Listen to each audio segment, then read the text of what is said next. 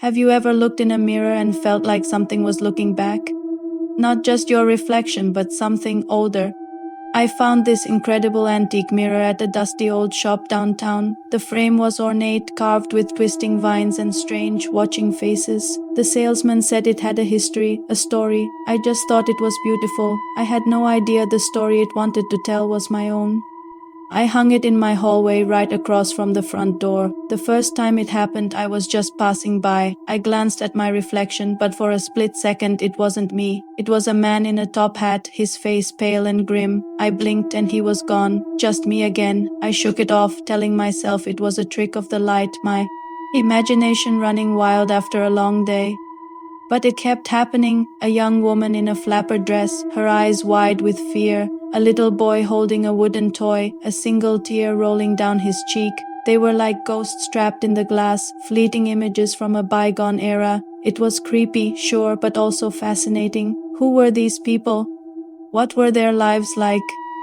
At first, I thought the mirror was just a window into the past, showing me the lives of its previous owners. I even started taking notes, trying to piece together the history of the house, of the mirror itself. But then the reflections started to change. They became more personal. It wasn't just strangers anymore. One evening, I saw myself as a little girl huddled in a corner, crying after my parents had a huge fight.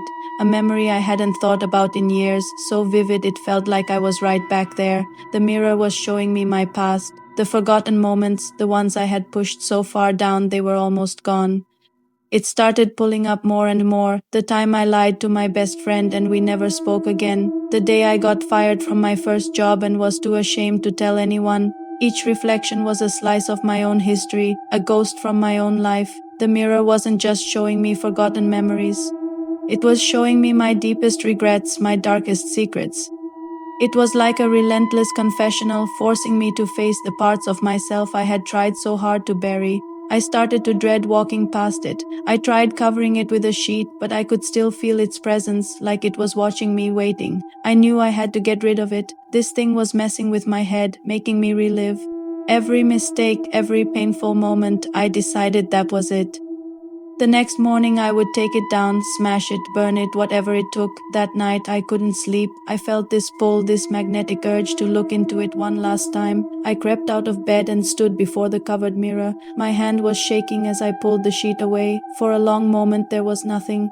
Just my own tired, scared face staring back. I let out a breath of relief. Maybe it was over, but then the image flickered. It shifted. It wasn't me anymore. It was still my face, but my eyes were cold, filled with a rage I didn't recognize. My hands were raised, and in them I was holding a heavy iron poker. And lying on the floor before me was a man, his face frozen in a silent scream. A man I knew, a man everyone believed had just disappeared years ago. The police questioned me, of course, but I had a perfect alibi. I swore I had nothing to do with it. I swore it so many times, I actually believed it myself. I had buried the memory so deep it was gone, but the mirror remembers everything. And now, so do I. Thanks for watching. If you like stories that get under your skin, make sure to subscribe for more. See you next time.